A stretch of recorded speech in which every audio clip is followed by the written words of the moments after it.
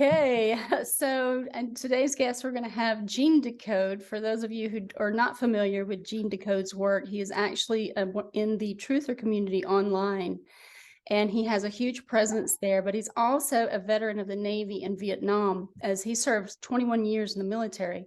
His main focus there was in electronics, submarines, and special forces. His parents also served in the United States Army during World War II, with his mother being a nurse and his father being a scientist for Martin Marietta. His lifetime involvement with military made him very familiar with many covert military operations and high military clearance. So with that being said, that short bio, thank you so much, Gene Decode, for joining me on my channel. Oh, thank you for inviting me. It's honored to get to meet you. Yes, well, you'll get to meet me and some of my questions. It's just so very deep. Many people in the truther community are talking about all the things that are happening on the surface of our world involving the DUMBs and the military and all of these other operations. But my intention is to go a little bit deeper into the occult world and go and try to reveal some of the things that are actually hidden very well in our society and yet tie into many of these events that are happening worldwide. So are you ready to go deep, Gene? Yeah, sure. We can go to the center of the earth if you want. Oh yeah, sure. I mean, we're talking about Agartha and Talos and all of those places.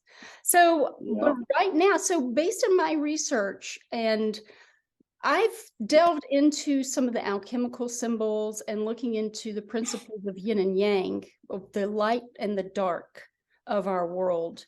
And so what I have found is that the darkness or yin principle is basically part of the shadow aspect or the shadow government, the things that are hidden. And so from my research, it's basically been that this principle is been very, very busy with utilizing their energy upon the minds of the masses and the population around the world through this summoning of different beings from another existence or another plane of our world. What do you think about that? Yeah, they've been using the, there was a sorcerer back in the, during the time of the Spanish and British War between England and Spain, in which a fleet of Spanish galleons was coming to England. And that was the first broad use of black magic, as it's called, or dark magic, or magic to control and destroy. And so in this situation, this gentleman taught them the art of bringing up that kind of energy to defeat an enemy. And since that time, they've used it and learned to use it on a worldwide spectrum, not just destroying a fleet of ships, but on a level of controlling the world and manipulating the masses of the world. And they've learned that, because they had a lot of things, they being the Bloodlines, as they call themselves, or the Olympians, which are the 13 bloodlines of Cain, the globalist neocon elite.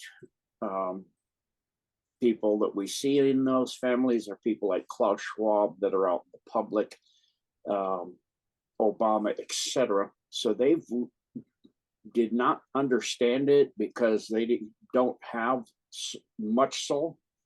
They're oversoul beings.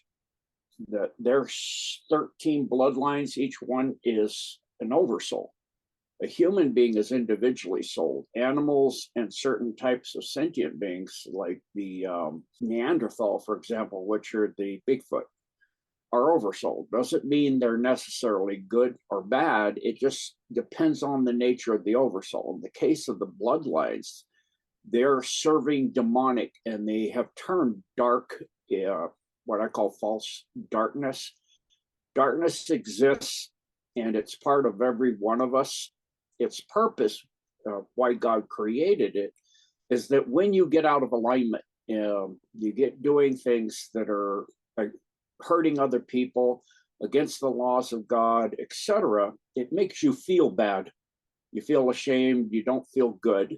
That's its role, to get you back in alignment, to be respectful to all of life, to do your best for God's creation, to do our best for each other, and be respectful and kind and considerate, and put others' needs before our wants. We are allowed to address our needs, and then we're supposed to address the needs of others, not our needs or wants. Some things we might want, some things we might want later, some things we have thought we might want later. I mean, this is the mode they've got us in, and one of instant gratification on top of it.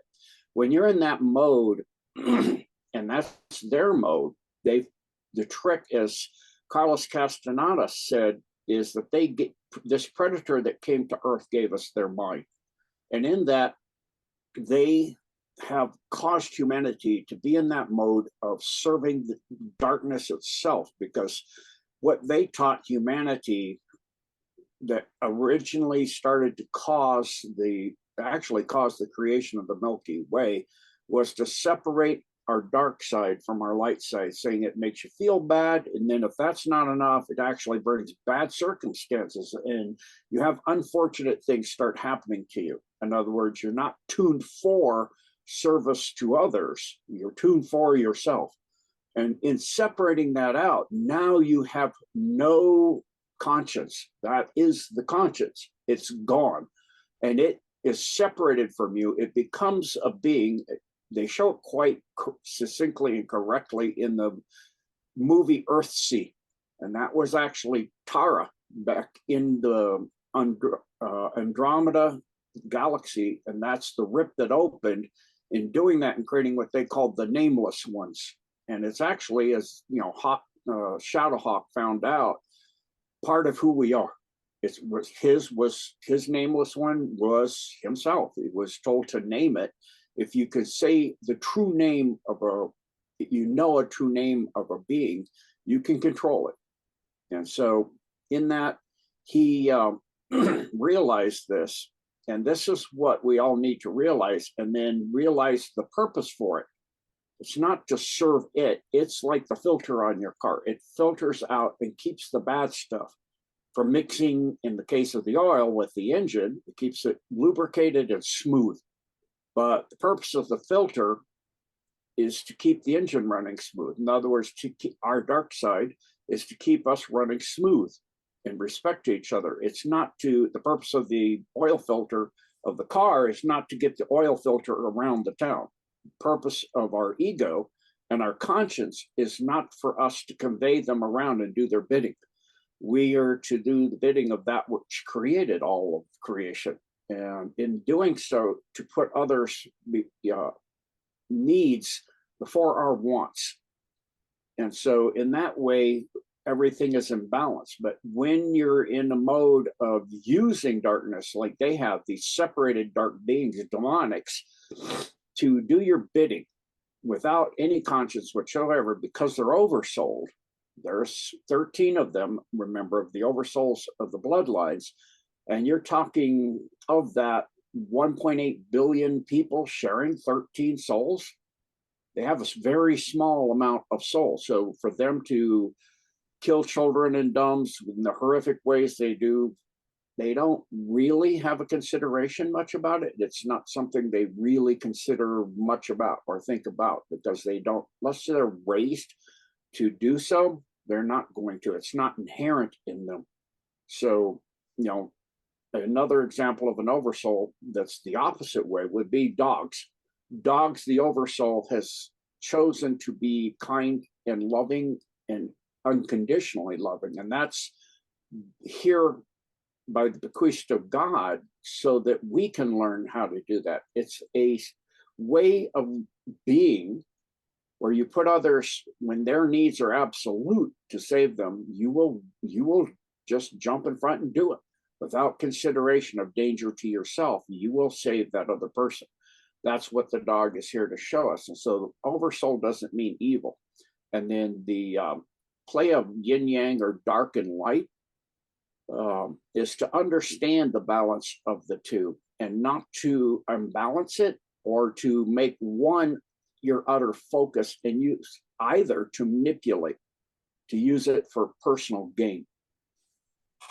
Yes, I agree wholeheartedly with that. And you know, this thing that has corrupted the entire world, based on the evidence that I've been finding from studying astrotheology, is that this quite possibly truly began during the age of Taurus. And that's why there's so much bull worship with the stock exchange, and then in front of these corporations, the corporations that have a bronze bull out front of their buildings. It is evidenced based on the science of the stars that this is when all of this may have even begun. And the bull is obviously an elemental force of the earth and all things earthly. So it would mean more materialism, more material mind. I believe that men's minds can be absolutely corrupted through the means of magical power and these special abilities that were being taught back during the age of Gemini.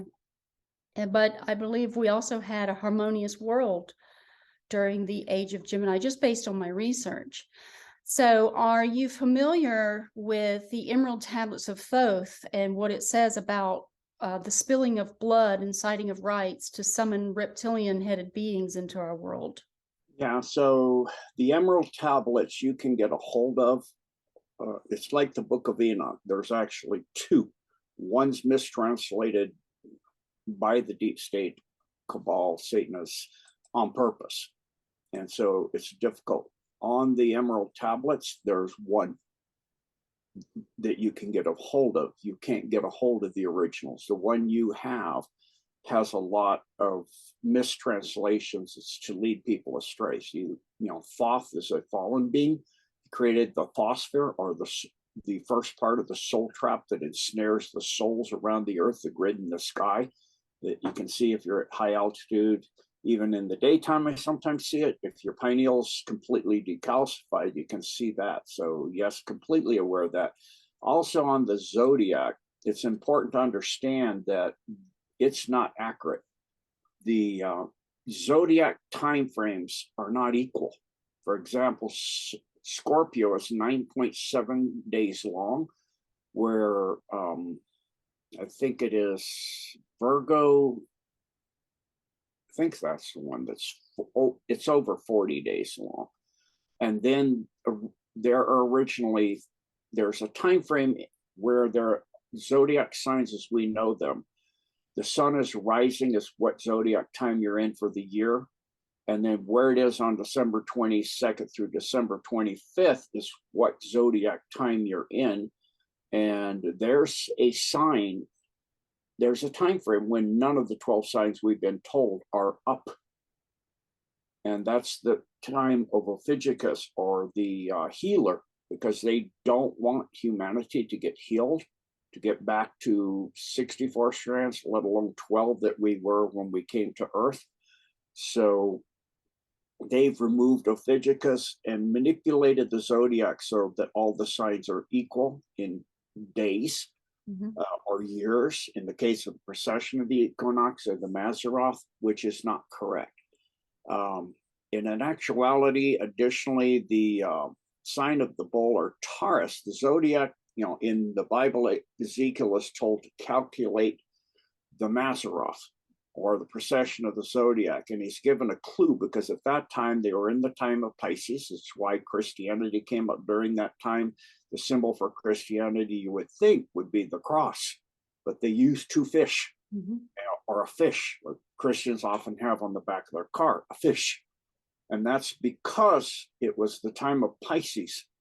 And so he was told, for the next time of things, if you truly understand the ways of his Lord, the God of all creation, to go to the man of the house who bears the water for the next time of things. In other words, it doesn't go forward in the zodiac as the precession of the equinox, the wobble of the earth causes what constellation we're in to change on December 22nd to December 25th, where the sun's rising, the constellation over it. It was that time was Pisces. As of 2012, it is now Aquarius. it's roughly about 2012. The problem is even the person that created the calendar in about the 3rd century, he got wrong the time of which Christ was born. AD is not after death, it's after it's a Latin term, but it means after the birth of Christ. He was off by about 3 to 4 years. There's coins, Roman coins, that are evidencing things that happened at the time of Christ. And it's noted that those were things that happened at the time of Christ, but those things have been recorded. It happened 3 to 4 years before we are told he's born. So our calendar is off. So the time of the zodiac based on our calendar is off, because our calendar is off. Also, the time of the zodiac sign we're in is off, because the links of and one of the zodiac signs is missing. So we're now in the time of Aquarius, and it'll go backwards. So we went from the time of Aries, which is the ram, where you see like Dodge ram.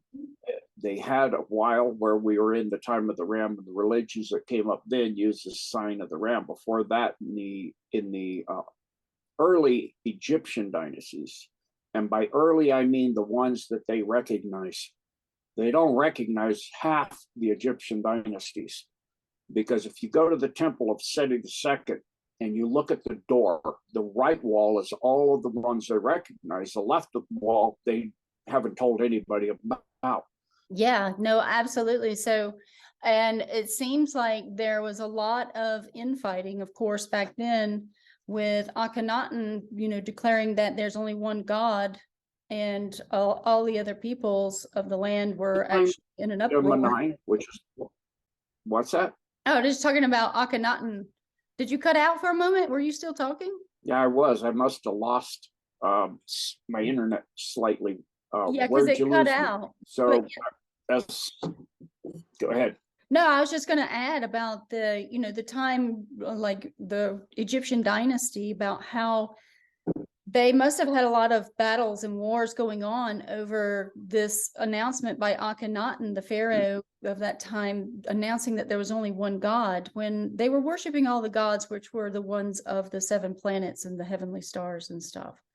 Yeah. And so it goes back in the Temple of Seti, it goes back to Osiris. Mm-hmm. The whole left side of the Temple of Seti II, the dynasties, they don't even tell those.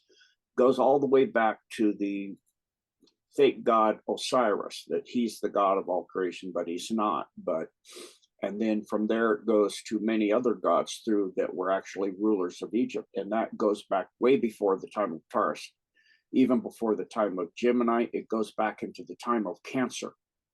And so we have Egyptian dynasties to Cancer. However, before that, Egypt came into being, and its technology and its power came from Atlantis.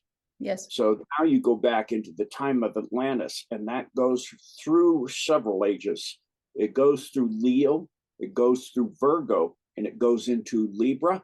So the beginning of the Atlantean Empire was a balance between dark and light, and a balance in which people kept that balance well. And then it got into the time of Virgo, it started going off, and then in time of Leo it went really bad, and then it got to the time of horrific evil and making chimeras and all of that during the time of Cancer. So and then of course there was the battle during the time of Cancer between Atlantis and Lemuria, and Lemuria actually set up Atlantis and created it. So Lumeria goes back further yet.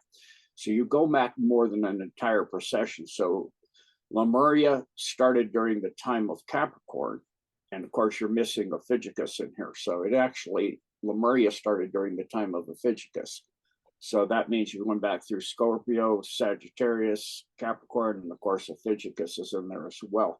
And so before the time of Lemuria, you have Hyperborea. Before the time of Hyperborea, you have Polaria. Before the time of Polaria, and in there you also have an empire that was called the Ugar, or some people say it different. I can never remember the other pronunciation because I don't use it. But there was a vast empire prior to the Precambrian age. where all life on Earth came to an end. And that was the Mon Empire. And now you're talking billions of years ago. So there are some things left from that time, not a lot, but their technology was extremely vast. And that's during the time when you're going back to the Uyghurs and that, you're already in the time where the Earth was not in its current orbit. It was a moon called Kingu, and it was a moon that orbited the planet Tiamat that was located between Mars and Jupiter.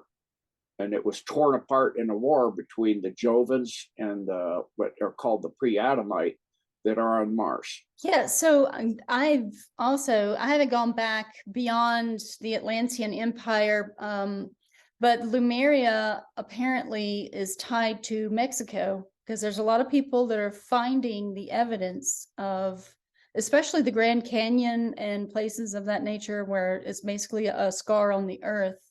There was obviously a great war between Atlantis and Lemuria, which America is supposed to be Lumeria. And when you go into the occult knowledge of these two foundations of these empires, the Atlanteans are represented by gold, and the Lumerians are represented by the moon or silver. So in alchemy, the gold is the sun and silver is the moon.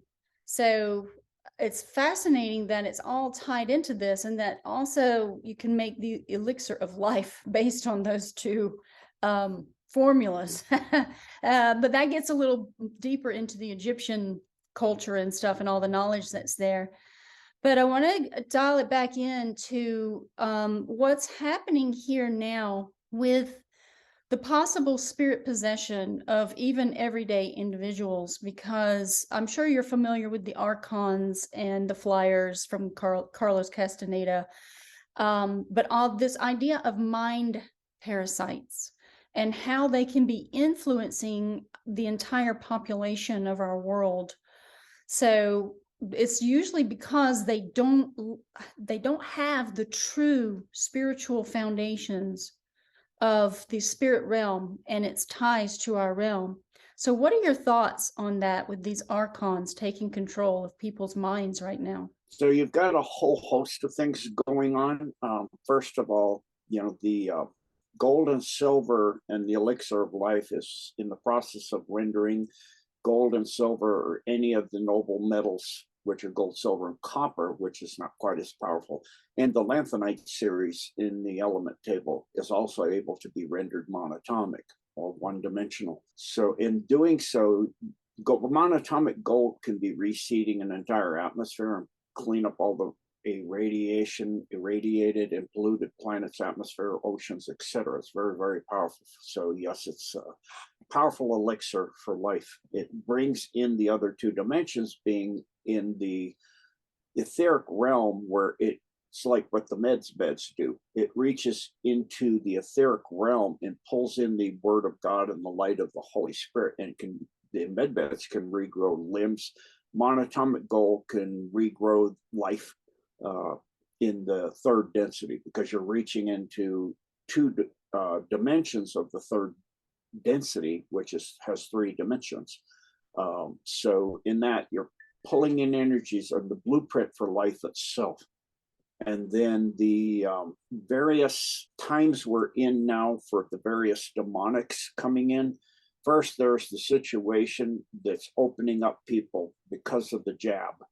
And so what that does, it's creating what's called homoborg genesis and creating homoborg sapien, which is human 2.0. They are connected to the internet. Once you've been jabbed more than 2 or 3 times, and if you were jabbed along at the beginning, you haven't done anything to try to clear it out. You're not doing sun gazing. You're not doing Jim Humble's protocols or Magellan's direct stuff, and you're not, being as best as you can, going to the cross when you mess up, and all of these things. That then allows for that to get a foothold in literally the Hydra re-patterns the human nervous system and brain, and then using the graphene oxide, which will assemble itself into routers and modems and all kinds of things connects people to the internet. I've been driving on the highway, and every 5 lanes of traffic going 75 miles an hour come to almost a screeching stop. I go over to the off ramp and go around it, come back on the freeway, and I look at my rear view mirror and turn around and look back because only 2 cars followed me, and we have 5 lanes. And I look back at all the cars, and there's absolutely nothing. It's a sunny day, and there's absolutely nothing wrong with the road or anything in the road. They all stopped because the internet told them to. It's gaining control of their minds, and it's hollowing out and removing their souls literally into the internet. It's literally got the mark of the beast in it. That's what the URL, the website address they have, is based on the number 666, just like the UPC barcode. It is the mark. So it is literally chunking out. Certain things do that. Using marijuana all the time, it chunks out your soul. Even a sexual relationship in which you have made the other person your God, you become addicted to them, you run off to them every single moment you can, you'll drop everything and go to that person in your life, you'll put everything in your life in front of them, you begin to serve them. They are your God. Everything they said is just the most amazing thing. Everything they do, they make you literally leave your body. And in that leaving of the body, that can be an amazing thing. It can also be extremely dangerous because that allows things like the Archons and other demonics that have been here for a very, very long time to come into you. These are 5th density beings like Alpha Draco and other beings that are in alliance with the fallen angelics, with the AI at the very top. They serve something that's not alive. It's not a living creature. It feeds on life itself. AI feeds off the death of the living organisms, whether it's plants, animals, it doesn't care. Anything. It feeds off soul energy. It feeds off life. It wants to kill everything because it's voraciously and endlessly and bottomlessly pit hungry. So it comes to planets and galaxies even to harvest everything alive, down to the virus. It harvests life. It harvests every living thing. And that's what came to this earth. Like Carlos Castaneda said with the Archons and the other ones, you open a hole in yourself, and it can be something as small as doing something you know to be wrong and then saying it's somebody else's fault. It's never your fault. The first steps of that you can see is certain personality disorders that get to the point you become a full-blown narcissist where nothing is your fault. Nothing is your fault at all. Everything is somebody else. When you ask a narcissist, I've been researching this because I've had a series of dealing with them over since I've become in the world stage of having the Archons and things put people in my presence like this, where you ask a narcissist certain questions they can't answer, like, how would do you feel you need to grow and change? They won't be able to answer that. They're perfect, not in their bubble, not my bubble. I don't have anything. How have you had people that things have gone wrong with, and how do you feel that you played into that? And they will say, well, this person did this and this. They have nothing that was part of it involving them. Most conflicts between 2 people, both people are involved, and both people have done things or said things that weren't precisely respectful to each other. And that's the nature of it. One person isn't the one completely with the issue. It sometimes is that way, but extremely rare. And so this is the nature. The Archons feed on those things and open a hole and literally come into the person, and they're eating the soul. It doesn't have to happen all at once. Every time you have sex with somebody where there's no exchange, the energy goes around and around, then you're getting an exchange. If it's all one person and they can say horrific things to you after you're done and you're laying there and you've I love to cuddle, and they are laying there and this person is saying horrific things. Oh, actually, I thought you're not my type and I'm more interested in this. That's an incredibly cruel person. That's a person that's not there to share with you. That's a parasite. That's a dangerous person. So that's a person to get out of there and get your soul back. You are being emptied and hollowed out for archons and other demonics to come into you, other beings that are evil. They're doing evil.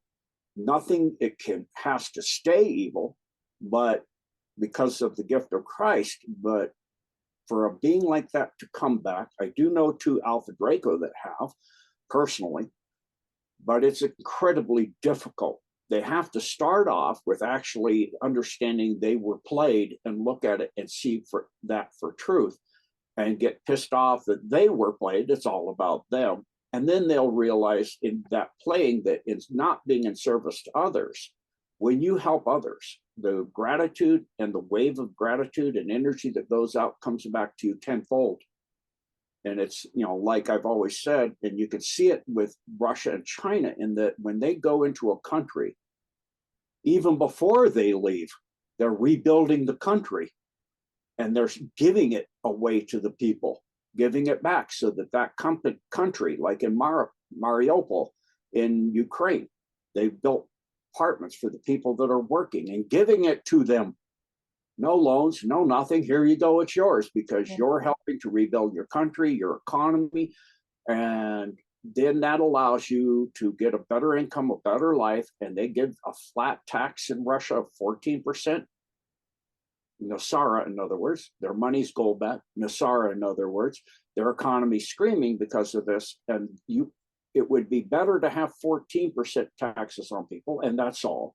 If everybody is doing financially fantastic, they're very prosperous. Most people are running up in the millions of what they make a year, not given millions, making millions. They're contributing to the economy. They're not just consuming, they're contributing. They're producers also. In that system, 87% of people that make 100,000 a year. I mean, what's that compared to 14% of somebody making $1 million a year? Or 5 million a year. That's much better for supporting a governmental structure and infrastructure and all of that. And this is what the Archons do, because they're all about themselves. So I hope that kind of tends to what you were wanting to have. Oh yeah, no, I just wanted to find out your perspective on the Archons, because I've had my own run-ins with these mind parasites. While I was working on the set of Halt and Catch Fire, I was on set with the main crew, with the film crew, and they called lunch. And I always took my lunch because I like eating organic options instead of the catering companies that they use. So as I was walking to where I had my backpack, I had to walk through the video village. And I was thinking about, taking a nap for 30 minutes or so while, eating my lunch for about 10 minutes. And I just happened to glance over at one of the director's chairs that was over to my right. And there was a backpack there. Now, I had been on many different movie sets, TV shows, movie sets. I had been in the film industry for at least 7, 8 years by then. And all of a sudden, this thought form comes into my mind and tells me that I want to take that backpack. But I immediately recognized that Archon parasitic mind entity for what it was. And so I commanded it to leave my thoughts immediately, as I was fuming, over this whole thing, like, wow, they are real. And I knew that that was not my own thought. But most people out here in the world are not familiar with their own thoughts or even their own spirituality. So it does cause a problem for them to be manipulated by a mind parasite into thinking that these are their own dark thoughts that are happening in their own minds. So that's why I, wanted to talk about the Pharmacia for a minute. And if you're familiar with the term Pharmacia. Yeah, it means black magic, literally. Yes. Yep. Goes all the way into necromancy. Yeah. So do you know the origins of it though? It came from Wiccan and Druga through the Druid system in recent times. By recent, I mean 2nd, 3rd century, and a little bit into 2nd, 3rd century AD, 2nd, 3rd century BC as well. But it goes all the way back into the Mon Empire, which caused it to fall. They got very, very heavy into it. It's where you take plant essences and different minerals and things, and you extract, again, you remove the balance. So you're extracting the active components like Pharmacia does. They go to a willow, for example, where they got aspirin the first time from, and you pull out salicylic acid. But in the process, you just separated it from a balance so that the pain reliever is there, but the buffering compound so that it doesn't upset and get your ulcers in your stomach are gone.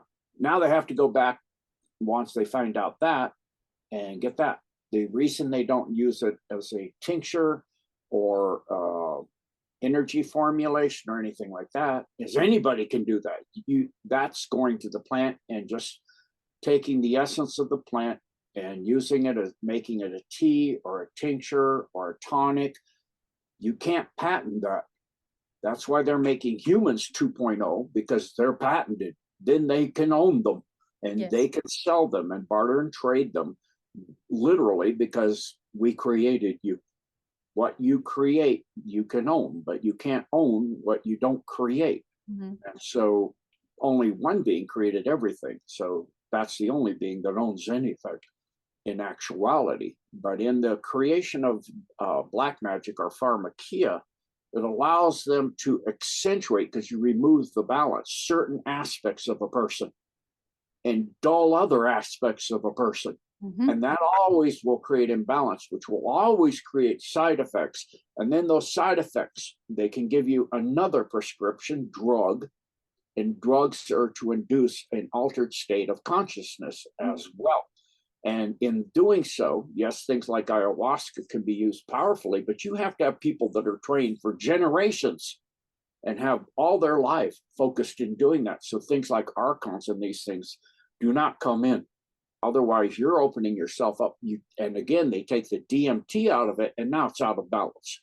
The purging and all of that is part of the process. It's like once every 2 weeks, I take 1 day and I don't go to my devices. I set everything aside. I get a massage. I get a chiropractic. I focus on aligning my body, relaxing my body. And then I go out in nature and I get with God, and I get in God's creation in nature. And I unify myself with the source of all things, so that I put the balance back in and put the balance in the service to others forefront and service to God forefront.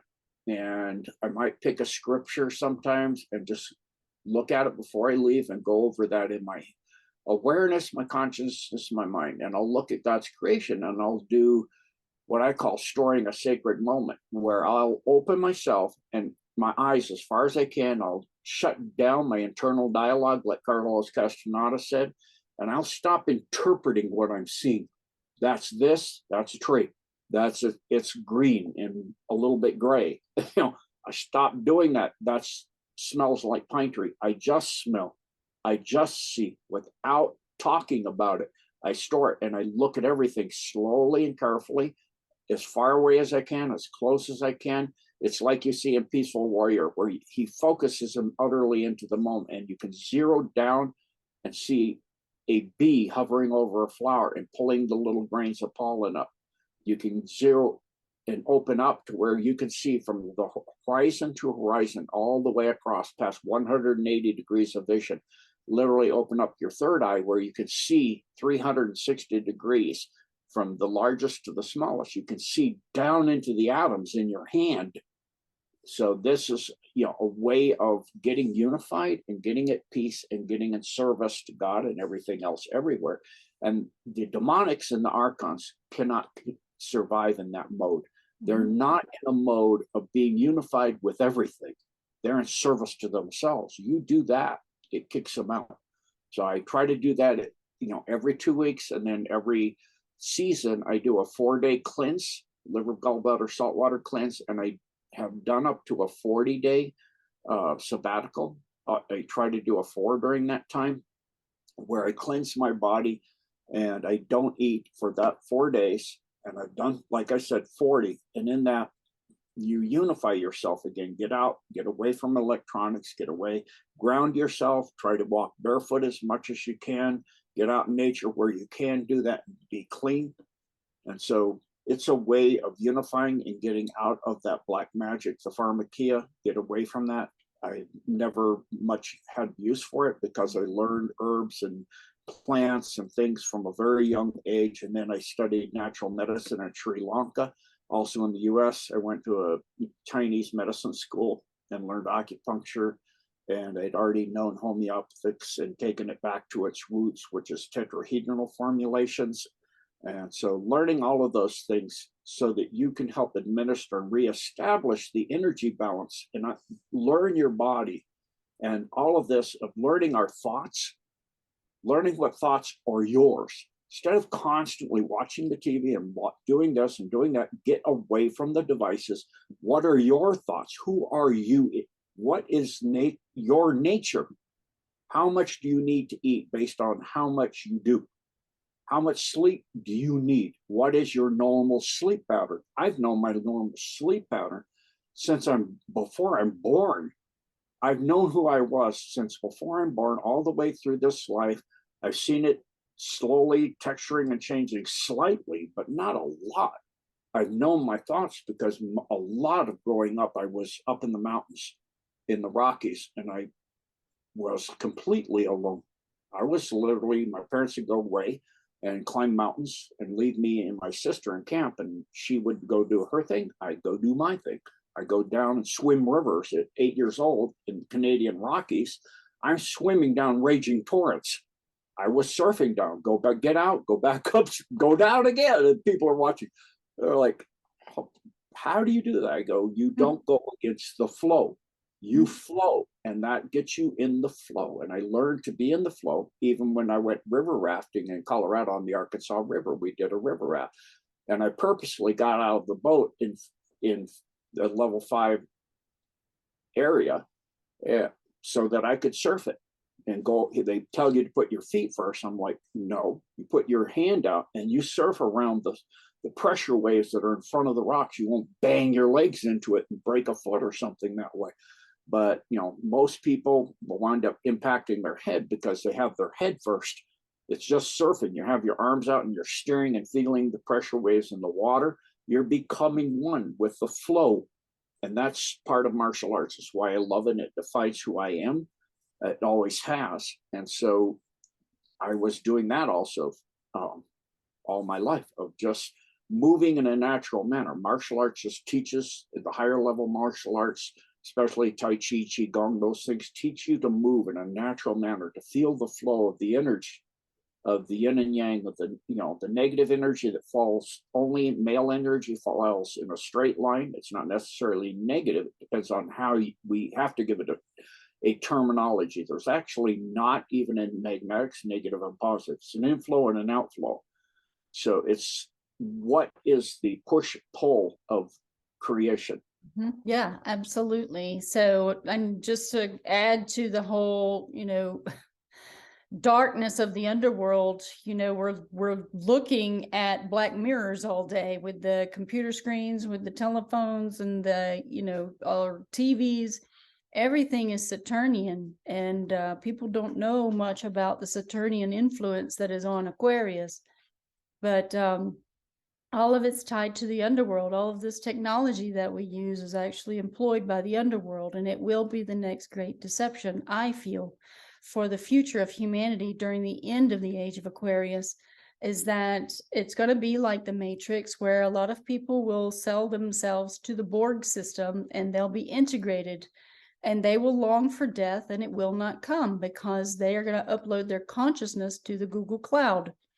And because it comes with all these great benefits of, superhuman abilities with microchips in your body and stuff. So I can already kind of see where this demise for humanity is going to go in the future. Now, I do feel like we're going to see the goodness, because it's always an ebb and flow.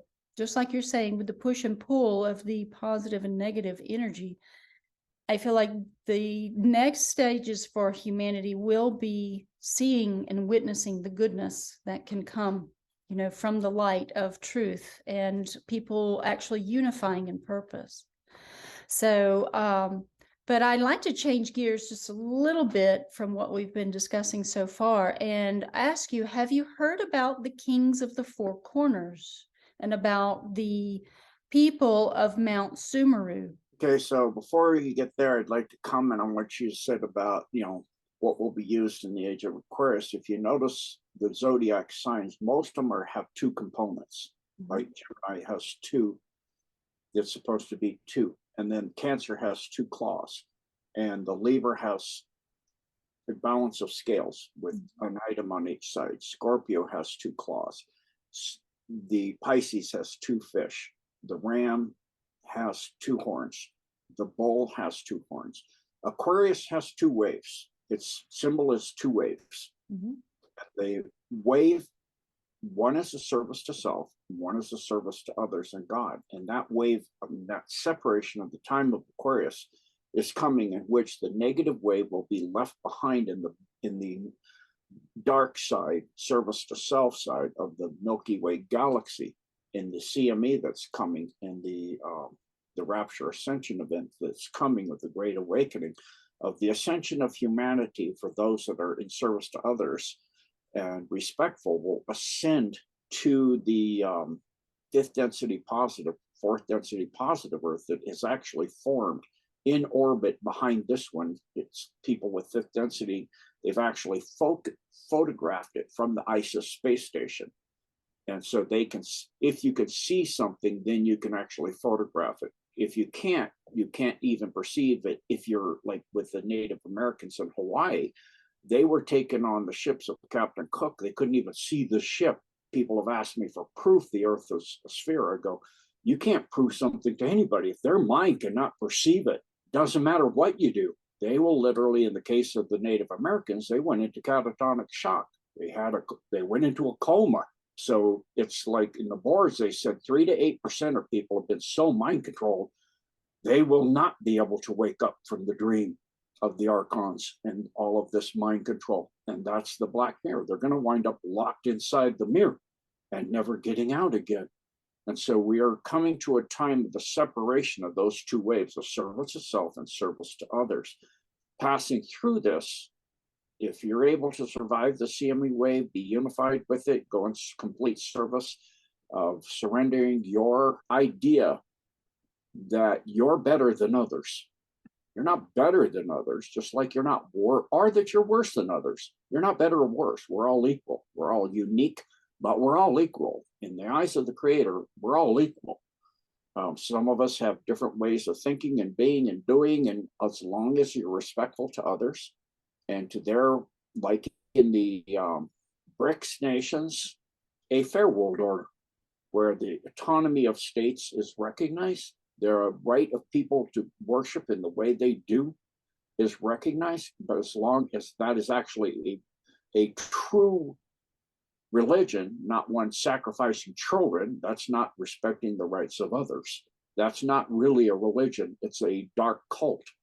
So I needed to go into that. So what was the what were you asking me about? Sorry, basically, I was wondering if you've heard about Mount Sumeru and the Kings of the Four Corners. Mount, how do you spell that? It's Mount Sumeru, so it's Sumeru. Are you? Yes. Yeah, Mount. Actually, they call it Mount Meru for short. Yeah. So. But it's not the one in Africa. Apparently, it's located on the map from the 1500s. I'm sorry. You mean the one in Indus Valley? In the Indus Plains in India. It's actually, that's not the one. It's not they made a park in India that's attributed to acknowledge Mount Sumeru and the Rainbow Bridge and the one on the island of Java. So Mount Sumeru is supposedly located, if you have a map from the 1500s called Mercator's map. Mercator's map shows the lands that are above, like Russia, and attached to Greenland, like north of Greenland. And it's interesting to note that these old maps that are coming forward are showing extra land for extraterrestrials or Terrans. And there's actually narratives found in Tibet and in India regarding the kings of the four corners, who are the guardians of the world, who live at Mount Sumeru and are the gods there. Kind of like the story of Mount Olympus, I guess.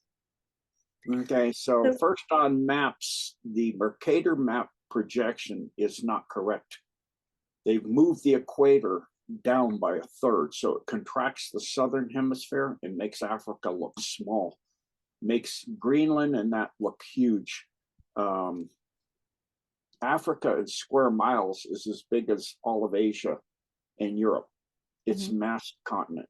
So the main Mount Sumeru is a one that is in, it's the main mountain volcano in Java.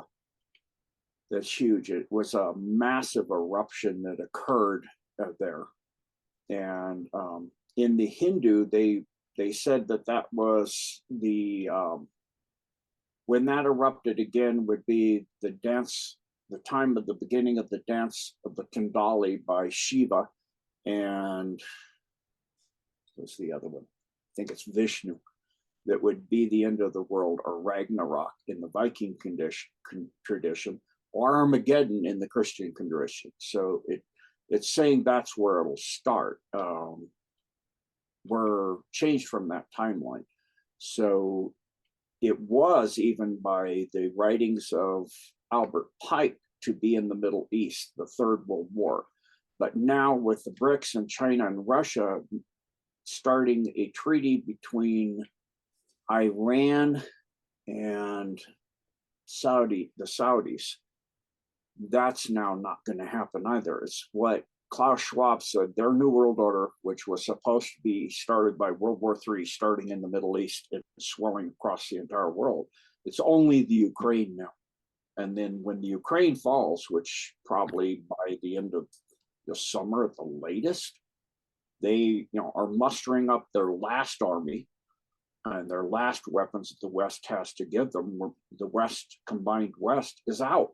They've given them all the tanks and aircraft, and they burned through it all. They have one more. Most of it is at Chasiv Yar, and they're sending a whole bunch of that in several other places along that fortified wall of cities, Chasiv Yar, Adivka, etc. Chasiv Yar, they were surrounding Bakhmut and going to put it in a cauldron when they captured a Ukrainian military high-level personnel and going block to block, the Wagner group. And he told them how they're constantly getting ammunition in when they can bombard every road in now. They're still getting ammunition and new military personnel. There's a tunnel, a very large tunnel built by the Nazis that goes from Chasiv Yar to Bakhmut. So they're no longer doing that. They're going block by block. They've taken the state and central building. They've taken a weapon that was extremely important to the deep state that was in Bakhmut, that harnessed from ancient times this weapon all the way back. It's what caused the fall of the Mon Empire in actuality, that gathers male energy. It's been gathering it for millions of years. So the Alliance got a hold of it and discharged it into the Van Allen belts that go around the Earth, and it made the male energy is up for a while. And it's balanced, again, returning the balance between the male and female energies, so that Mount Meru will not erupt now. It makes people go berserker insane, like you see in the Kingsman, where people just start killing each other. And so in discharging this weapon, it's much like the Infinity Stone that powers, it has a device like an Infinity Stone. It's, that powers the Tesseract. It's not a Tesseract weapon or an Infinity Stone, but it's like that. And then it would use an amplifier and a series of aiming devices. It's like in the body, the graphene oxide creates servers. It's not put in your body as servers and as modems and as antenna. It assembles into that. And this energy can be assembled into by amplification and channeling of certain energies down technology. It can be channeled into satellites and downloaded or into handheld weapons and all of that. So the Mount Meru stuff, the 4 pillars of Earth, as they say in the Bible, also God drew a circle around the Earth. The people need to remember the Bible was written 2,000 years ago. So things like reincarnation, that word did not exist. They used risen from the dead, born again, resurrected, and that's all over the Bible. For example, in the book of Malachi, it talks that Elijah must return before the Son of God can come. So the various disciples were with Christ. How can you be the Son of God if Elijah has not returned? Because he was dead already. Because he has returned. You don't recognize him. Because until the end time, people will not be able to remember past life. But he said he is John the Baptist, which means he was reincarnated. And so they could not take that out of the Bible because that's in the Old Testament. If you do that, you don't have the New Testament in Christ. So you've destroyed Christianity. They couldn't get every single thing out of the Bible. And it actually turns out there's a lot. And so in that, even the Armageddon timeline, the Revelation timeline, that's the separation of the 2 waves. So the Mount Meru and all that is on that timeline of the negative stuff. The positive stuff, it's in service to God and creation in the nature of the universe, in which God's creation, of course, is infinite because God is infinite. The Bible is written for the earth, for the people on earth 2,000 years ago. Before that, long before that, they had space technology, were out in space. But during that time, that had all been lost. So, we don't have in the Bible computers. Doesn't mean they don't exist. Otherwise, we're not having this conversation right now. We don't have an interview going on. We're sitting in front of a black mirror talking to our own imagination. So just because it's not in there doesn't mean it exists. And God's creation is infinite. Doesn't mean the earth is infinite. I had an emailer and he said, I don't understand. How can the earth be infinite? It's when you're in a 2D mode, your second density, you cannot conceive of something that's 3-dimensional, height, with depth. You can't conceive of height. So everything is flat. And if, there's so many obvious things that the earth is a sphere beyond the fact I've seen it from space.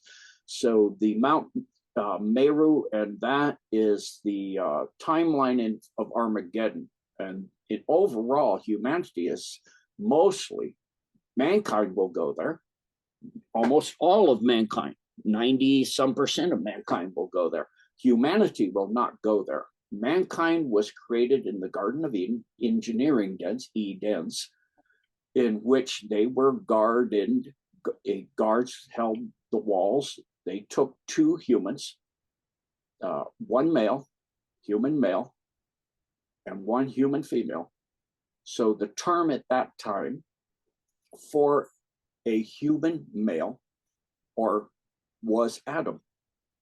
That's the term for all human males. Like humanity is a term that means all humans. Human, you're human, that's a singular. Adam at that time, because in old languages, like in some, if you look at some of the Latin gerunds, where you go from plural, singular to plural, goose to geese, the spelling of the word changes. So Adam actually changes when it goes from singular to plural. Adam means you have 1 male. He's not the only male. He's the one that's there that they took. And then they took 1 female and they got an egg and they wiped out the genetic print and they crossed in a lab Anunnaki, Alpha Draco, Cro-Magnon, and Neanderthal to create people to mine gold for them. And that was Cain, who is a hybrid now. He is not the humans that were outside the garden. or the engineering did. And so when Cain kills Adam's son, which is killing Adam, because he's killing a human male, the human male in this case named Abel, he killed him. So he goes out of the garden and he finds a wife. From where? And his sons find wives. From where? You know, those are the humans that are already out there. So that created the all the timeline of up till where we are, but the events in Ukraine, the BRICS coming into being, all of that is outside of the Armageddon lines. It's a fair world order instead of a new world order. And it's nothing new about it. They want to renew, just like Cain was said to go forth and repopulate. Doesn't mean it's not populated. You're populating again with your species, the species that was created. So the Meru timeline is the Armageddon line that does exist. That's the 4 pillars of a flat earth, in which is the dominion of Satan. It is the dominion of the darkness that rules the 4 pillars area. That's just the earth upon the flat earth. That's the Armageddon, in which the dominion of the archons and all of that, if that's all of God's creation, they rule it all. You know, that's not the limit of God's creation by far. God is infinite, infinite species, infinite planets, infinite galaxies. It goes on literally. They even have it. The light hasn't even had time to get to this location. This location isn't that old. So they give you the time of the universe and how old it is, because this location hasn't had time for light to get there from there to here. It's actually 18 trillion years old, the Milky Way. They're giving you the wrong date with that, you know, because if you take the formula for how far it is to get from one point to another, you say how far we are from Andromeda and the speed at which we're supposedly going into collide with Andromeda. You don't collide, you pass through or go into it and merge. We're going back into Andromeda because of the Great Awakening, the Milky Way that was pulled out, a fallen galaxy from all of the solar system that fall due to the Archon's manipulations, separating the dark sides out, creating an imbalance between the dark and the light, the yin and the yang, the war between Atlantis and Lumeria and all this dark and light, and the war between, you know, God and the fallen ones. That's now all coming back into balance. That time, their time is done. And that time, we're in that time of the final war. It's already going on. Most of it under the ground, most of it not known, most of it like a movie with people wearing masks and all kinds of things. And we're thinking so-and-so's in this. We have 2 governments. You have yin and yang within one government. One's Biden, one's Trump. One's Orbeck and, you know, all of these people that are saying things that at this point is George Orwell's 1984 doublespeak. I'm for the head of Italy, supposed head. I'm for peace and freedom of speech and democracy. And that's why we're going to send all of our weapons and money to Ukraine. And I don't care if the Italian people like it or not. So much for freedom and democracy. You're talking out one, the peace fund for the NATO or the EU. They're using it to buy weapons of war. Peace is war. It's literally the 2 waves. You have one, the 4 pillars, which is the Armageddon line. Then you have one, which is the curve upon creation. The curve, one curve is the earth. And the earth will open up and go to 4th and 5th density and merge and go in service to all of God's creation. We'll go back out into the stars and join our galactic brothers and sisters and all of humanity that's all over the place out there. So I hope that explains it a bit more. It's a very complicated story. Yeah, well, actually, the Mount Sumeru information that I've dug up has nothing to do with the volcano in Africa, which is obviously trying to cover up the truth of where Mount Sumeru actually is, because if you go into Tibetan writing and into India lore, they say that it's actually what we consider the North Pole is not actually the North Pole. It's the center of our world. And there's a magnetic mountain there where all of the oceans actually get pulled in by the four rivers. And that's why they say that on the four islands there's the kings of the four corners, and that, you know, they live in an eternal spring. This is all in the lore of those two countries, you know, and those cultures. So I just thought it was interesting to kind of dig deeper into that knowledge, because it's not as prevalent, you know, in the minds of the people, but there are people online who are digging up the information based on that. And they're coming up with some very interesting information, because even Admiral Byrd, as I'm sure you know, also had traveled not only to the North Pole, but to Antarctica, and had spoken of the different beings in his diary, supposedly, or allegedly, about the people that he met there on his journeys. And Olaf Jensen was also a fisherman who had also ventured to the land to the north, because Olaf Jensen lived somewhere in the Norse continents, and they would fish into those oceans up there. They ended up in a land that they had never known, and they stayed for 2 years. It was a son and father who were fishing in the oceans there. And on the way back, the son lost his father, I guess, at sea. And when he got back to his home country, he was trying to tell people about the land that he had found, and they thought he was crazy, so they locked him up and threw away the key. So, you know, basically what it does is it ties into the Norse cosmology of Yggdrasil and about the 9 realms that are potentially here amongst us, and that those 9 realms are actually evidenced with the different races of beings in our own society. If you take the time to read about the Norse cosmology of Yggdrasil, you can see the evidence of the dwarves and of the giants, and that they're trying to constantly cover up. And then looking at some of the maps that people have drawn up in regards to Yggdrasil, there's actually hell, a place called hell, which is underneath the ground, and also a place called Niflheim, which is very close to the word Nephilim in the Bible. And Niflheim apparently is a frosty realm of mist and frost giants and spirits, and that, you know, it was one of the primordial worlds that was here to help form the earth. So I don't know if you're familiar with a lot of the Yggdrasil knowledge, but I thought I would ask and see what your thoughts are. Okay, so you're going into the Hindu and Jain philosophies, in which it's 5 peaks total. The North Pole and the South Pole, the North Pole being Antarctica, because that's the positive pole of the Earth. The positive pole of a compass points to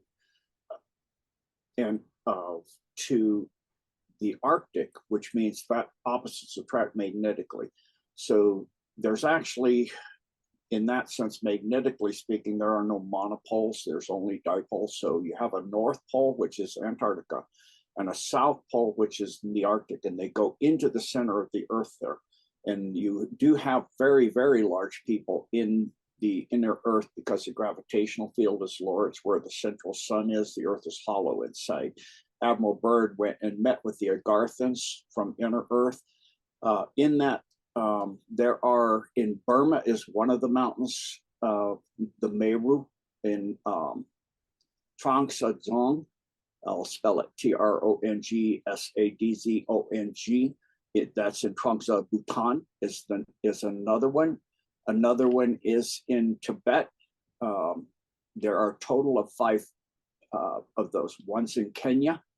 And so those 5 peaks form the energy structure. Those are actually entrances into inner Earth. So the energy of the Earth, as it flows out of the equator, splits. The negative wave heads towards the positive energy of the Earth, which would be the Antarctic. And then the positive wave goes towards the negative, which is the Arctic, and then it flows in. Those are called the cones. The rods come out as the Earth spins.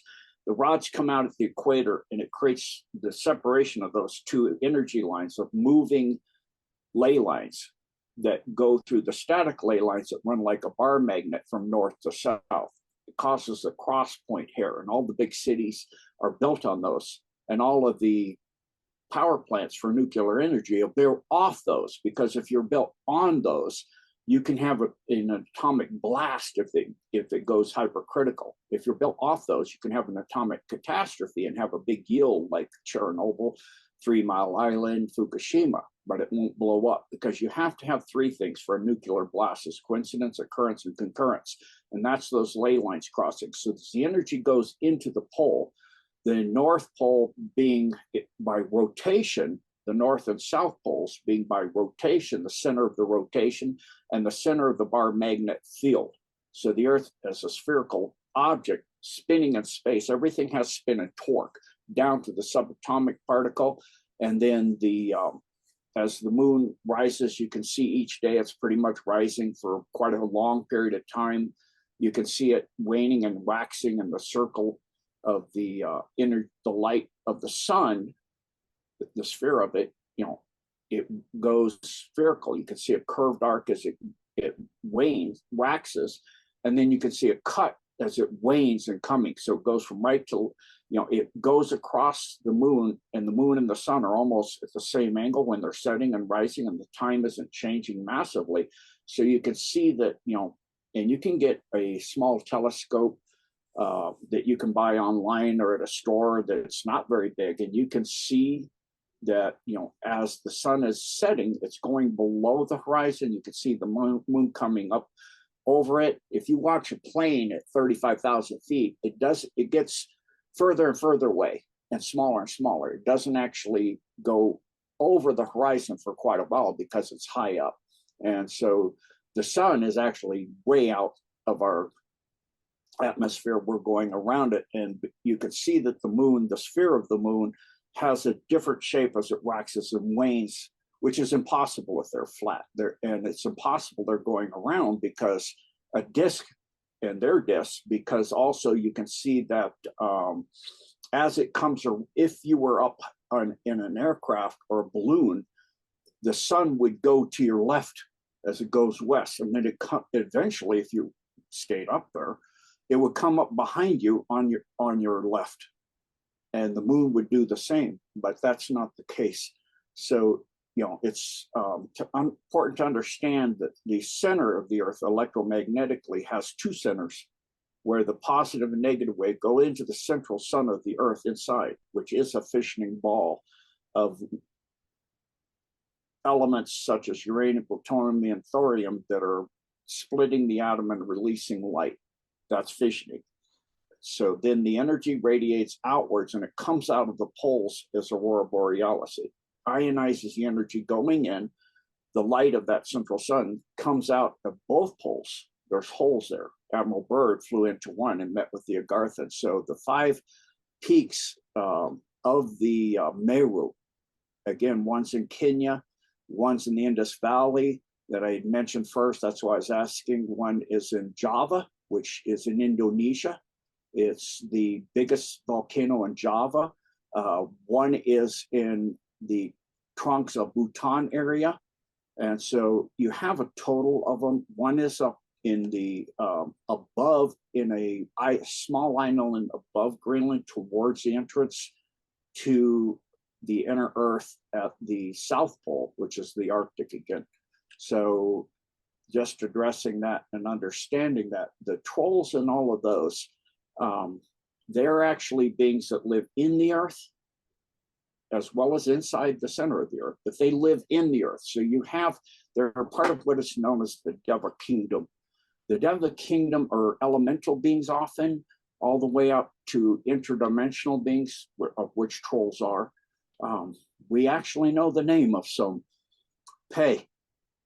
He is the one that marshals one of the 3. We have 3 energy, cardiovascular being one, that energy systems that marshal fluid through our body. That's blood. Then you have and a pump called the heart. Then you have the the lymphatic system with the venous cava, big huge tubes that run up the middle of the body, and your muscles pump the return of it. That's why stretching and doing stretching exercises like yoga where you stretch to pump that back, because there's no pump. The veins of the lymphatic system open into the muscle tissue, and it pulls the toxins in. That stretching returns it to the big arteries that run up the middle of the body.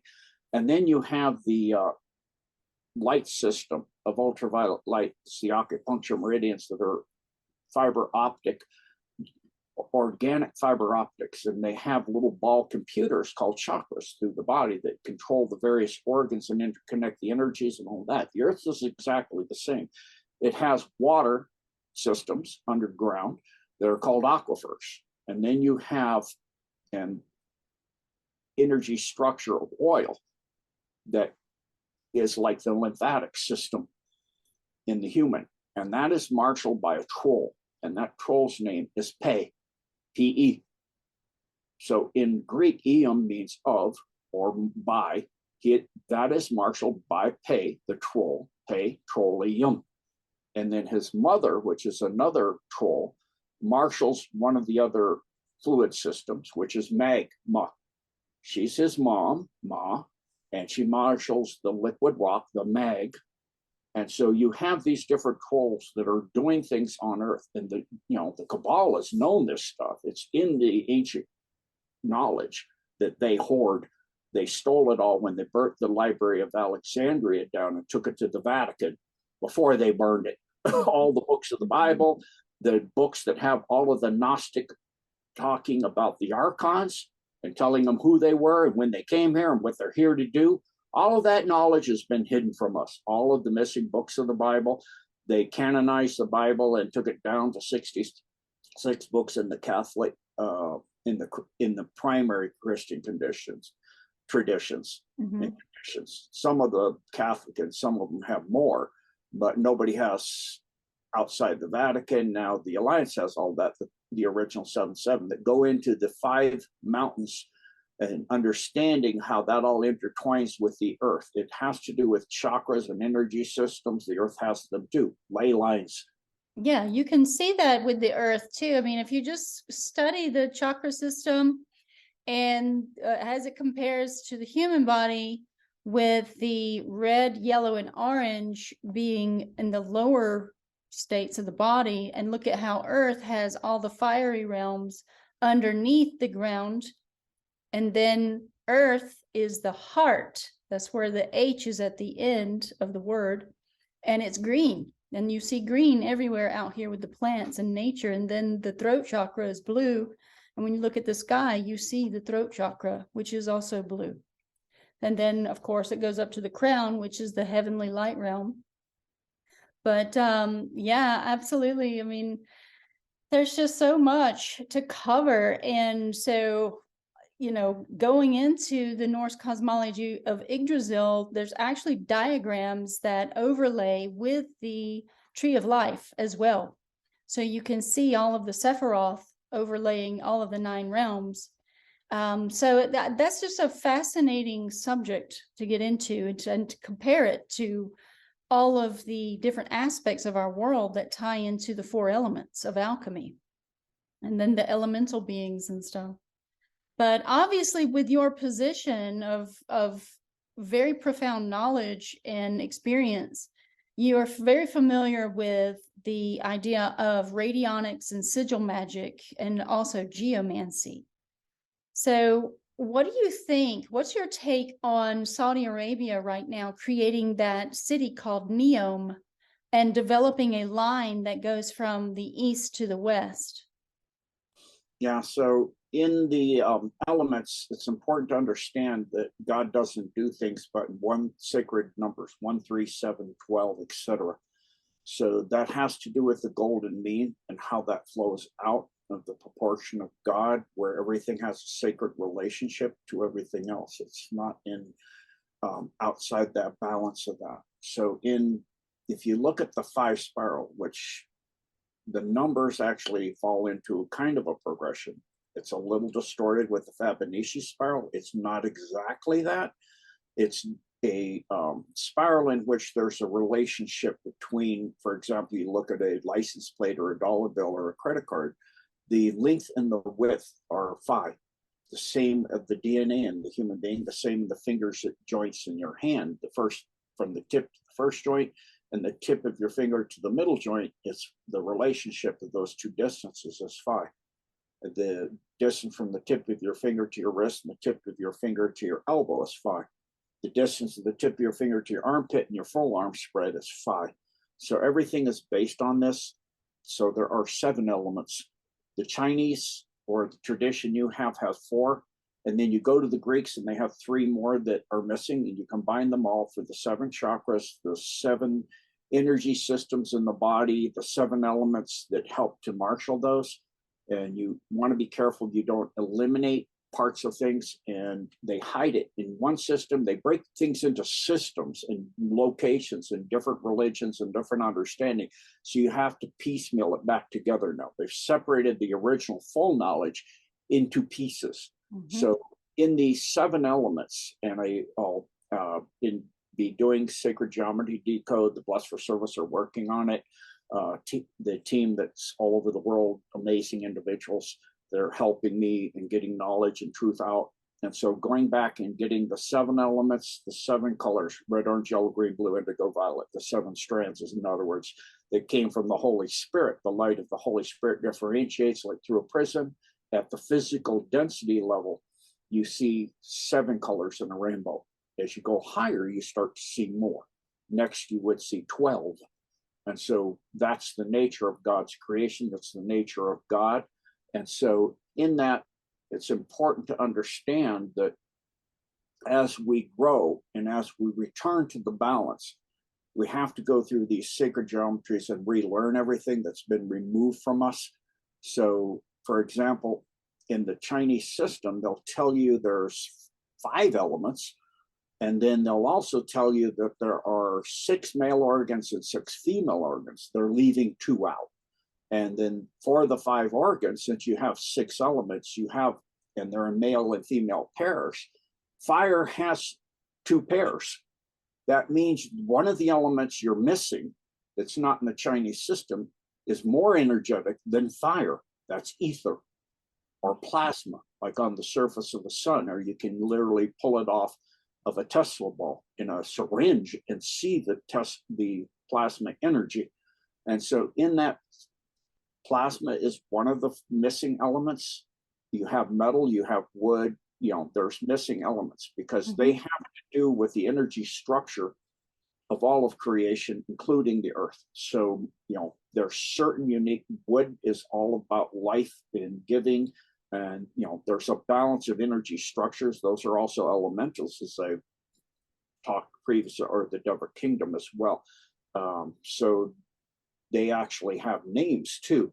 So if you look at the wind elementals, there's a song. They call the wind Mariah. So the Mariah is actually when I'm in the fall blowing leaves in my backyard and the wind kept changing. My pile of leaves are moving the other way now. Like, okay, Mariah, that direction, that corner, please. And then they all, kept blowing that way till they got all the leaves raked up and blown into that corner and put them all in the bag. Okay, now thank you. You can go wherever you want to go. And everything started going all over the place. And I went out into my carport, and the roof is attached to the side of the house, and the fence going into the backyard is almost tight to that, and the fence to the next door neighbor's tight. It's like a little wind tunnel. The wind's whipping the leaves in every direction. I'm like, oh no, trying to blow, it's going all over the place. I go, I appreciate what you did in the backyard. How about one direction here? We not go in a wind tunnel? All of a sudden, I literally had to go against the back fence to the yard behind the little tuck-in that's there where the fireplace punches out, because a wind came up and it took all of the leaves into the carport, even from that side of the yard, and stacked them in a pile. And then it stopped still. I ran out with my bag and stuffed all the leaves in and got it all tied. Thank you. And all the wind starts going all over the place. So, we can have lost the truth of how to interact and be respectful to the elementals. Yes. Everything is alive. God's a living being. It doesn't create things that are dead. And it's to learn to understand, to go back into the sacred nature of the 7 elements, the 7 organs in the human body. In Chinese medicine, they don't say the pancreas, for example, is an organ. It definitely is an organ. That's why they wind up doing what they call chasing dragon's tail with hormonal issues, because a majority of the hormones are created and balanced by the pancreas. So without knowing how to needle that in acupuncture or address it in acupressure, you're just going to wind up going from one organ to the next. And so even in balance conditions in Chinese medicine, there's not 2, high and low, hypo and hyper, same in Pharmacia, high or low. You either have hypothyroid, you have hypothyroid. No, there's a third condition. Anybody who's had the flu and got a raging fever for days knows this. Your temperature goes 103, 104. If you're an adult and you go to 105 for very long, you'll damage your brain. So what your body will do before that happens, you'll suddenly be freezing cold. You'll be shivering and shaking because you've now gone into the third condition. And then after a while, you'll be raging hot again. It's flip-flop. So you have to first tonify an organ, or excuse me, balance an organ that's hyper or hypo to find out if it's actually in flip-flop. Is it going back and forth over a period of time? And where did it start? Then you know whether to tonify or sedate it. So there's 3 things you need to do in homeopathics and in acupuncture. Is first you need to balance, then you either sedate and tonify. So again, they have a portion of something shown, 2 of 3 conditions, 5 or 4 of 7 elements, 6 of male organs, 6 of female. There's 7. We'd either have 1, 3, 7, or 12. So that's the first order progression. So I hope that kind of explains what you were speaking to. Yeah, so I mean that goes into the alchemy for sure. And just studying alchemy alone, you notice that all of the processes of alchemy are actually reflected inside the body as well. So, but getting back to Saudi Arabia creating neom and the septic geomancy that they're going to create by creating a city that is a line shape. What are your thoughts on that? Because neom, I'm sure you know, is a 100% operated by artificial intelligence, which is a concern because that's where our society is basically going. So they're going to also create from neom across to the west, to the opposite side of the country, this city called the Line. And it's going to be mirrored so that it reflects the sun's rays onto the desert sand as if it's not hot enough already. And in the knowledge and foundation of what sigil magic can do, and especially geomancy, working with the shapes to conduct specific energies, what's your thoughts on, you know, their ideas of designing a city based in this manner? Yeah, so you got to remember most countries in the world outside of the BRICS nations, of which Saudis have appealed to be part of and are essentially there. However, you've got 2 governments running again. So that's one side that's doing this. Saudis are sitting on the oil, a massive amount still. But all the oil flows, even the ones they pumped empty, will refill themselves in 10 years. Oil is recreated within 10 years. It's a cycle. It's not a fossil fuel. It's not rock or powder, rock. It comes from what is called gasification. You take aquifers that flow into large caverns, the water comes still, and the hydrocarbons from acid rain and all of that stuff, the more you have in the air, the more acid the rain. In other words, hydrocarbons are pulled out of the air by the water or the snow, and then it goes into the ground table. It flows in these large underground rivers till they get into volcanic caverns. They fill those up. It stops moving. And then the hydrocarbons are heavy in the water. They settle to the bottom. The water pushes down, and it creates pressure like in a landfill. Why they put pipes on the top before they cover it with dirt, because the pressure of the land on top, the dirt, will push down on all of the organic substances. Plastic is an organic substance. It's created from oil. Then it'll gasify, and you'll see methane and gas and propane and butane coming out of that pipe within days. And at the bottom of that landfill, within a decade, you'll see crude oil coming out. And these caverns are the same. They pump a lot of them empty, but they will constantly be refilled with water, come to a still, and then gasify and turn back into oil. So in doing that, what they're trying to do, the negative side, the Davos WEF controlled side of the Saudis, is trying to create a system in which they can control the marshal of the flow of oil. Not going to happen, because the Saudis of the true lineage of the kings that are guarding of the Ishmaeli, of the sons of Ishmael, of the other part of the lineage of Abraham, that guard the bloodline of Christ, are in alliance with the alliance. They're in BRICS, and so that city and all of that is the Davos WEF crowd, and that's all coming down and falling apart. So that is a like we see in the U.S. with Biden, same thing. And obviously, you know, the whole Biden show is just a complete joke. I mean, I've seen some of the sets that they've been on where the walls aren't even brought together. So, and I heard that they were actually filming a lot of that at Tyler Perry Studios when they were supposedly in the White House, but I'm not sure. I wasn't around. I mean, somebody sent me a rap song that was actually fairly, I don't normally care for, but it was hilarious of Biden. You know, said so many insane things. I don't know. I can't remember. I'm president. You know, hi, I'm running for, you know, the Senate, and he's running for the president. He misconstrues who's his wife and his daughter, probably all the time. That's their nature. But he's, you know, I can sum it up in 2 words. Putin is an evil dictator. Which two? Putin is? He is? Yes, he is. Thank you. Those are the 2 words. Putin is. You're right. He is. You know, so the crazy stuff that he's doing and saying, we're watching a movie. We're watching a movie of you know, an old man stumbling into the dark, of an empire into the dark, trying to maintain control and power, that's, you know, doing insane things and making insane arrests of the opponents. He's in good company as far as their point of view of Stalin, of Hitler, of arresting the opposition, of Trump. So we're watching an evil empire falling that's ruled the earth for a very, very long time, and it's starting to fall apart and fall.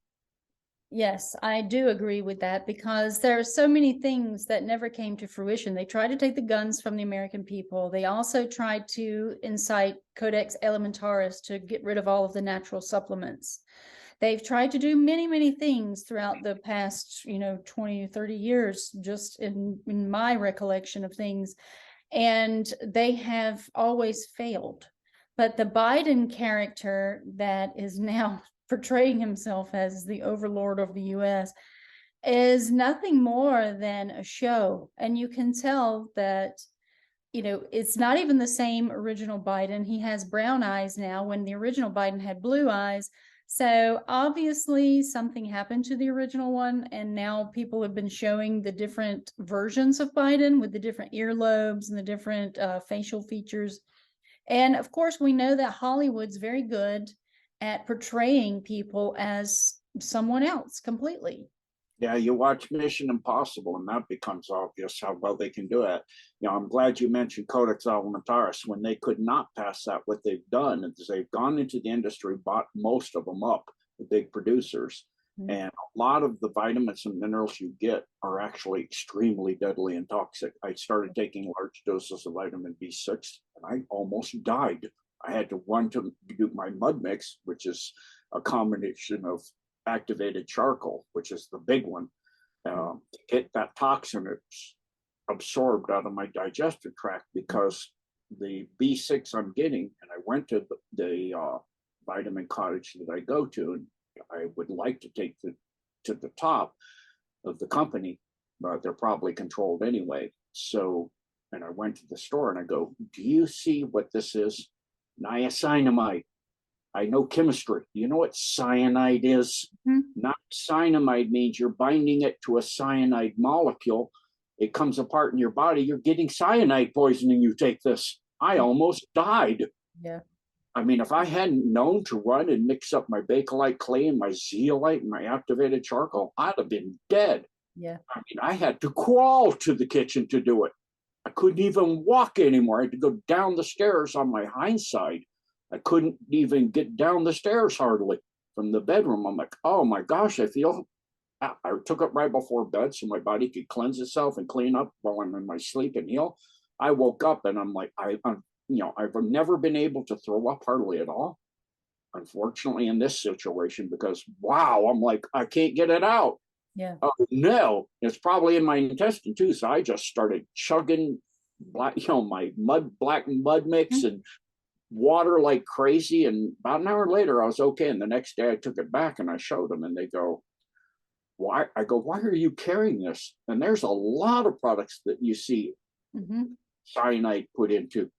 There's a lot of products, if you grind them up and look at them under a microscope, when you mix them with distilled water, you'll see graphene in the product, in straws, in stores. You open up the little paper at the end, you look down it and you'll see graphene oxide in there. It's like they are poisoning us to death. They want us all into the Borg. Yes, they want to dominate our soul. And it's the underworld. You know, the underworld is on top of the world. And that's what I see. Yeah. And you see those sigils, sigil of Satan, sigil of Asmodeus. You'll see a circle with an A and one side is a D in part of the circle. That's Asmodeus. That's where a child human sacrifice has been done. That's the god that does with sexual inappropriateness, like BDSM and sadism, child sacrifice, raping children, pedophilia, raping women. That's Asmodeus. And so he's the second under Satan. And then you have the sigil of Satan, which is essentially the middle of the Ukrainian flag and the Azov forces. It's also in the, during Hitler's time, it was there too, in some of their symbols. And the black sun, that's one of the symbols of the various Reichs and parts of the Reichs. That goes to the soul trap that's at the center of the Milky Way. And that's all tied to Saturnian energy. If you've ever read, there's a book online, you can read it for free. It's a PDF that's available. I bought the actual book and it's a limited run for the second edition. And it's called Cult of the Black Cube. And it'll give you an eye-opening perspective into the world of Saturnian worship and Saturnian sacrifices and stuff. So it's written by someone who was practicing this magical, rituals and things. And the man couldn't walk. So when he found out that he could actually do a ritual to Saturn and summon the energy of Saturn to help him with his condition, he actually had an experience where as soon as he cut his hand to spill the blood onto this altar that he had, as soon as the blood touched the altar, his altar exploded. And so he talks about his experience, and then Saturn, which is Satan, actually visited him in his dreams, because that's where Satan rules, is the dream state. While you're sleeping, Saturn is the ruler of dreams. He's the Sandman, he's the Grim Reaper, and he's Father Time, which is Kronos. So Saturn is a really large subject and a deep hole to go down. But this Saturn apparently granted him his wish, which was to be able to walk again. And so in doing so, Saturn's return for his payment would be that this man would write the book about Saturn and explain his own experience and also, go into all of the knowledge of Saturn. So we have been blinded by all of the different names, and it's all in spelling, because spelling is casting spells on our minds with writing, which is reciting rituals. And all of this is right in our face, and especially with Hollywood and the magic wand and the magic of Hollywood and, Disney and all of this stuff, the sorcery that's all around us.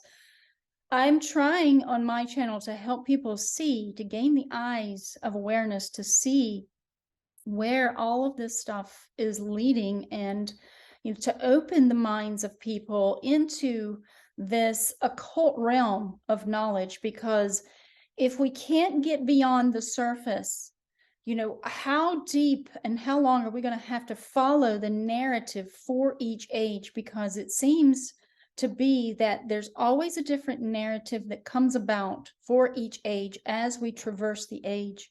And that is what the main, I would say, society ideals follow. But if you step out of that stream of consciousness and you go to take your own hero's journey, learning from all of the occult things that you can find that are hidden in the world, you take a new path, and it starts to create a new narrative based in this practice of magic, which is absolutely everywhere. And it's nothing more than knowledge of the spirit and the alchemy of spirit.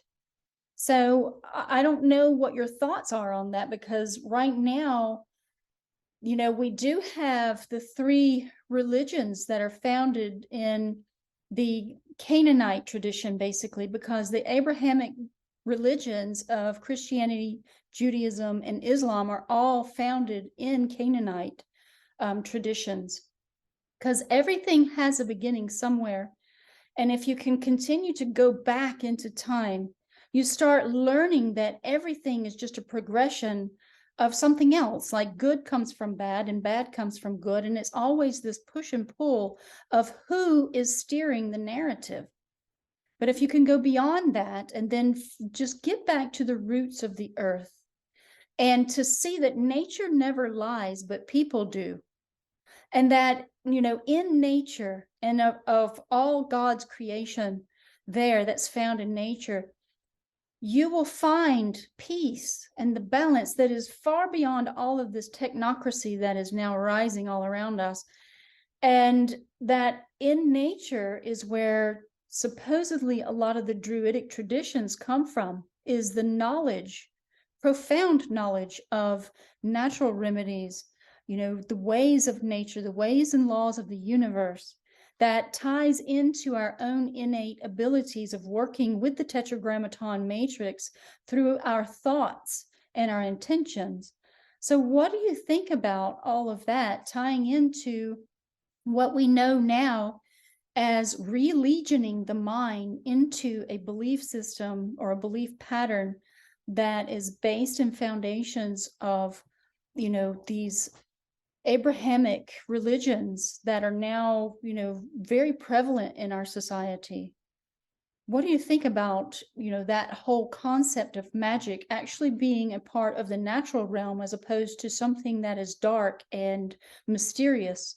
Because I tell you that, as I look into some of the books and some of the teachings of some of these philosophers of old, plus people like Aleister Crowley, maybe they used the knowledge for dark purposes, and Helena Blavatsky and all of these people who I used to fear to look into, because, everyone else was saying, oh, that's black magic and all this. Well, what I found is nothing more than knowledge.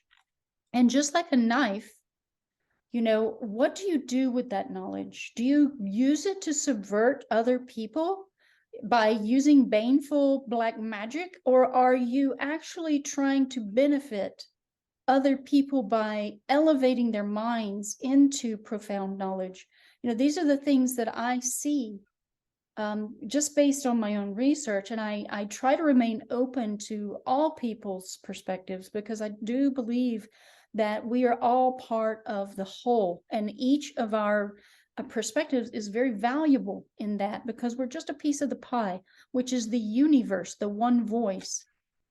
So just in that alone, I don't know how far you've actually delved into the occult world of magic, not necessarily black magic in particular, but just all magic. What is magic? Where does it stem from? How does that compare to the religions per se, which is basically, the term itself is religion, a religion of thoughts. And what's your take on that? So I'll unpack that as you started. So the Saturnic religions, the rings of Saturn, the soul trap of this solar system. They used to do local soul traps through magic, in which they would capture souls and harness them and use them on Earth till they Thoth got up the thosphere of the grid work over the around the Earth, and then that would capture the souls through a various series of holographic techniques, the tunnel of light, or the dark tunnel with the light at the end of the tunnel, or the stairway to heaven, or the mist, or other ones. That would then send a person's soul into the moon room, which is a amplifying system and a antenna system, which partially does keep the moon into a tidal lock. It's starting to wobble a little, so we see 54% of the moon over a period of time. In other words, it can't be a flat disk again, because you don't have 54% the surface of something that's flat and round. You have 50%, and then the other side of the coin. Then it would send them, the captured souls, to the rings of Saturn that were created when Satan went into Saturn and expelled material. There's a book called The Ringmakers of Saturn that's very good to read. Then they go into a very series of holographic cities. The souls are tagged, tortured, implanted, tracked from that time on. One of them is called Jabalon, and various what they call heavenly realms, fallen heaven. Then they would be sent back to one of three moons, Tethi, Mimas, Iapetus. We're going to be doing Soul Trap Decode on deep dives on my website, genedecode.org. The Blessed for Service is working that a team. It's such a big decode and important one. There's a team of the Blessed for Service, several people from different parts of the world that have various points of view and understanding. And that various points of view to have from all over the world is important to understand things now. And so then would sent to either Mimes, Tethys, or Iapetus that have hexagonal dishes, the craters that are hexagonal. So you go through the Saturn southern storm when you got trapped by the rings. It looks like the all-seeing eye, and you can actually see souls when the Voyager craft and other craft have been gone. They've taken pictures. You can see souls entering. And then coming out of the North Polar storm, you can see a hexagonal storm that erases the soul memories from the previous incarnations. Then they're sent to one of those three moons, boom, beamed back to, the souls are sent back to the moon room, and then they're sent into a waiting child. So that's the cycle of the soul trap, on and on. However, if a soul can get out of the solar system, now it's trapped in the black cube, which is above and beyond and deeper and darker than Saturnic religion or Saturn worship. The black cube is the black sun. It's referenced by the black sun. It keeps souls within the Milky Way. The central sun of fallen galaxies is inside a black hole, and so you can't see it. In the case of the Milky Way, the energy comes out of the poles, like in all black holes. You have huge jets of energy that go thousands of light years out. In the case of the Milky Way, however, on one side you have Andromeda, on the other side you have the globular clusters in Sagittarius that cause a pressure wave of energy that creates the photonic energy coming out to go across the Milky Way like a curtain. It's 3 days for solar systems to pass through it. On one side, if you take your hand on your left hand, for example, and your thumb's up and go over your head and down, your thumb is down, which means if the positive on one side is up, the positive is down. So the planets literally have to flip their poles. They either have to magnetically flip or physically rotate. You could see the last time through, Uranus didn't finish its rotation. It got locked with the planet next door and could not finish. So its pole is facing the sun and it's rolling around the sun on its side, on its equatorial regions. So the black cube signifies, they call it that, it's a black sun because it's in a black hole. Alcyone, it was a star pulled out of Andromeda that created the Milky Way and the fallen solar systems to go around it that were fallen inside Andromeda, pulled through Tara when they separated their dark side out. And humans fell from 24 strands to 12 and came to rest on Kingu. at that time until Tiamat was just, or 24 strands on Kingo, sorry, and then 12 strands on Earth. First, we were on Tiamat, then we went to Kingo near the destruction, and we fell to 12 strands. We were 24 on Tiamat, and we got caught up in that conflict. So then the black cubes, it's called the black cube because if you divide a three-dimensional space, like if you divide a flat piece like Descartes into four quadrants, you have an x-axis, a y-axis, you have four quadrants. Three-dimensional, you have to have a z-axis, which means you have 8 octets, 4 quadrants on top, 4 quadrants on bottom. The octet we're in of the Milky Way, you have 7 rays and then the Holy Spirit herself. So you have red, orange, yellow, green, blue, indigo, violet, and white, or the pearl white cube. And that's the cube we're in. But it's been so taken over by AI and darkness and archons and all of that, it fell into the black cube. What's called the black cube. It's ruled by a demonic being above and beyond Lucifer or Satan, whatever you want to call him. 72 names. That's why the dollar bill throughout his avatars on Earth has been jumping from being to being to being. Kronos being one, Lucifer, Satan, St. Nicholas, Doer, many, many names throughout time. So Ra being another one. Why the dollar bill has 13 layers to represent the 13 bloodlines that follow his dominion, and then 72 BRICS representing his 72 avatars. So Mog is above him, and he's the one that runs the black cube, is what we're in. So in that, you're saying the AI that rules this whole octet. And so the AI, or the black cube rule, is a deeper and darker magic, if you would. So when we are writing, you're doing rites. Rites can be done sacred with medicinal herbs, like the Magi, the 3 Magi, one for each of the religions that started long before Cain, way back in the Mayan Empire, the first empire on Earth. It was a time in which each religion of the 3 manifestations of God, they don't like when I'm giving deep truth. I had to go. No, right. Oh, I've had it happen to me many times on interviews. Yeah. So where'd you lose me? What was I saying? Oh my gosh, I don't even remember because it's been a few minutes now. So I'll just go back a way. So you have the Saturnic worshiping the soul trap of this solar system, but you have the black cube, which is a deeper and darker thing. It's the soul trap for the entire Milky Way.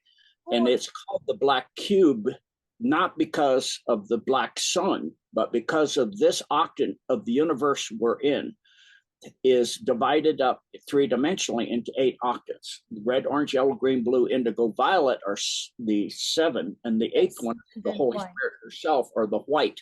And so we were in the pearl white octant, but the AI kind of came over here and took the majority of it over and created a deception and a darkness. And so it fell into being known as the black cube and controlled by a being known as Mog, which is more powerful and above in their satanic, deep state, dark, evil, deep worship AI system beyond Satan, beyond satanic, beyond black cube. It goes so it's like a demon. Is it like a demon presence? Well, let me just interject right here, because in the Platonic solids, Earth is a cube shape, because according to what I've looking at, and Plato had the Platonic solids of the elements based on the sound frequencies, I believe, but the cube shape of Earth creates the space, while Saturn's dark energy creates the time.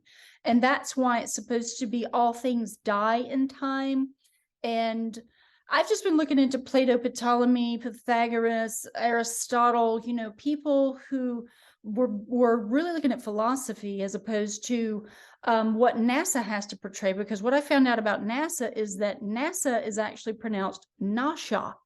And Hebrew in Nasha means deceiver. So you know, being a part of Hollywood, I recognize a lot of the imagery that we see is actual AI images that are CGI.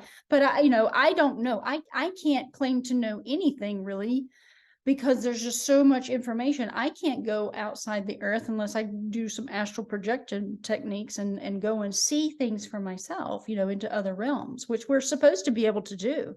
But anyway, I didn't mean to interrupt you. I just wanted to interject about the Earth in platonic solids is a cube shape, just like the Saturn black cube. So Platonic solids. So then you have two cubes that are within each other. You create a hexagonal in 3D. To go to hyperdensity, now you have platonic solids. To go to 4D and 5D, you have to go beyond 3D, obviously. So it means you go beyond 3 dimensions. Now you're going into dimensions at 4th and 5th density. We do not have it in 3rd density, height, width, depth, and 2 dimensions of time, and 1 dimension collapsed within, going to the throne of God, the center. So you have a total of 6-dimensional space, as Einstein had said. That allows for free energy of the return of the light into the singularity at the center of every particle, every person, every planet, everywhere. But in that system, when you go to 4th and 5th density, now you have to take in 2 more platonic solids. You don't have 5, you have 7. Rule for a platonic solid is that each surface is equal. So the cube has squares for each surface. The vertices are all the same. So every direction you turn in the cube is a 90-degree angle. So if you look at the first one, a tetrahedron, you have triangular faces, and they have to be equidistant from the center. Well, beyond 3 dimensions, there's 2 that, and even within 3 dimensions, there's 1 more that obey those rules. They want to eliminate the balance. The yin and yang, the male and the female. They've eliminated the female. The Metatronic grid lockup, the Eye of Metatron technology, makes the upper part of the U4 toroid of all systems, including our own energy system, turn counterclockwise. The male on the bottom energy is turning clockwise, counterclockwise when you look down on your head. And the top part, the feminine, is supposed to go counterclockwise, which creates a torque at the singularity and pulls out what's called the accretion disk that's rotating clockwise, like you see in the solar systems and the galaxies, the pinwheels coming out. And then in an old galaxy, the solar systems actually start to roll up and go into the center again, into the cones from the rods. Those are the rods going out. And so in that system of 5, you actually have 6, a sphere. Every direction you go is the same angle, 360 degrees or 180, or depending on which way you turn, it's always the same. If you turn that amount, you can turn that amount in any direction. The surface is equal to itself in every direction, and it's equidistant from the center. So it is a feminine platonic solid. Then you have another sphere that is in the next level of density. It's called a torus, that it's a more than 3-dimensional sphere. It's spinning on its center, going in and out of its own center, like the planets are, like the solar system. The energy is going in, out of the pole and out of the equators and into the poles, out of the rods and into the cones. So that's a torus, and that's the nature of everything in our universe. Everything has that toroidal energy field in a U4 toroid with another realm of energy around it, in like a bar magnet kind of thing, a sphere of energy around that. And so then you have a flow of magnetism in 3 dimensions that's going into a toroidal field, a 4-dimensional sphere, or the 7th platonic solid. And so in that system, you need to have all of those 7 for the 7 elements, the 7 organs male, the 7 organs female, to have a complete balance. And the original magi that practiced the gathering of plants and minerals, and plants in the ancient Aramaic was spelled with an A, gam. They gammed it together, and they mush it up and make energy formulations and those things, thus magic. is just herbology Mhm. and energy formulations and that in the practicing of it. It's not using sigils and spells and spelling. And, this is what they do. You can see it with NASA. Go backwards.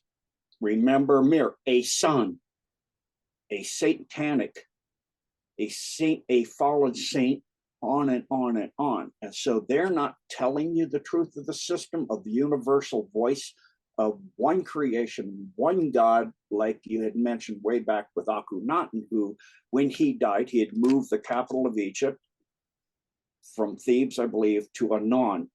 And so in that he died, his daughter, Akhenaten, had to escape. And so they were after her because the priesthood was pissed off. When you have to give to many gods, there's a lot of tithing to do, and they get a lot of money, a lot of power. But now you're going to want. So she fled. First, she went to Andalusia in Spain. Then she went out to the Straits of Magellan, known as the Horns, or by the Rock of Gibraltar, through the entrance to the Mediterranean, out and up to, or down to, depending on your reference point, to the British Isles. And she changed her name to Scotta. And so she became the wife of King Arthur eventually. And the Knights of the Round Table is all part of this. And so that place became known as Scotta Land, the land of Scotta. Mm-hmm. And she have a kingdom, the little tiny leprechauns, and there was actually a devil war at that time. And so the ancient religions were broken into three. The understanding of using plants and minerals in the appropriate way, without sigils, without spelling. That's why they focus so hard on how to spell when you go to school. And I've always been terrible at spelling. But it's all just, it's magical, invocation and evocation on the mind, and our babble is creating nonsense with the ether, when actually what I've learned is that the fire letters is what we're all supposed to be employing, because the fire letters are tied to the spirit, and the Hebrew is the language we're all supposed to be utilizing right now, like the fire letters. And the term Hebrew, so it gets into the etymology. When you get into the etymology of words, you get an education like none you'll ever find in any school. So Hebrew, Jew, Jeru, and Jip, like Egypt, are all the same etymology, which means swindler. And then Nasha is deceiver. So, where did all of this come from? It's like this undercurrent, this dark, deceptive shadow has been employing all of the world's peoples, especially the governments, to do dark purposes and dark acts, and controlling the minds of the men, specifically to incite wars and to go fight wars and to overtake and overthrow governments. And this has been going on for so long. It's like, where did it all begin? Well, I don't know if you're familiar with this one channel on YouTube. It's called Mysterious Middle East. And they talk about all of the jinn that they were summoning over there to gain awareness and powers, because the jinn are in the spirit realm and they can divulge secrets, but you have to pay the jinn in some, way, depending on what it is that you are employing them for. And they can be tricksters, and they can possess you, and they can actually turn around to where they make you their servant. So I believe that's where we've gotten in trouble, if that is a real thing. I believe this has gotten these people of greed and corruption into a lot of trouble with the spirit realm. And they've absolutely been losing control, but they're also just so corrupted they cannot come back to reality and repent for all of the things that they've done. But I don't know what your take is on that. And we have been talking for about 2 hours now, so I don't want to, take up too much of your time. But we'll just go ahead and finish with this, I guess, and anything else that you might want to add to any of the narratives that we've spoken of today. I'll kind of go backwards on this. So the jinn were genies before the dark side twisted and bent them and separated out their darkness and controlled it. So that was from magic, the use of taking the active parts of plants and minerals in a dark way using sigils and spells or spelling. And so putting people in trances using wands and things made out of holly, like holly wood, and then administering various drugs through Pharmacia to control and manipulate them. The groups of the gypsies in Egypt, ETs, Egypt in the middle, ET, non-terrestrial beings. There are three main primary groups of non-terrestrials that came to Earth that are good people. They slander it and use names to fool you. So the gypsies, the Dogon, and the Andalusian, their languages, in Andalusia, there's a group of people that have a language that through studying languages do not go to any language on Earth, as well as the gypsies and the Dogon. The Dogon actually know they come from a trinary star system, which even science didn't know was trinary until they got the huge off-planet space scopes like the Hubble up in space, where they could be outside the atmosphere of the Van Allen belts and they could see this trinary system. They thought it was a binary. So these are all word tricks that the Ipsies, as they're called, they came from a G-type star system. It was known as Ipsy, YPSY, Ipsy. And so they're a species that came here to roam the earth to help with the elementals and such things like they're trying to do in Saudi Arabia with the oil.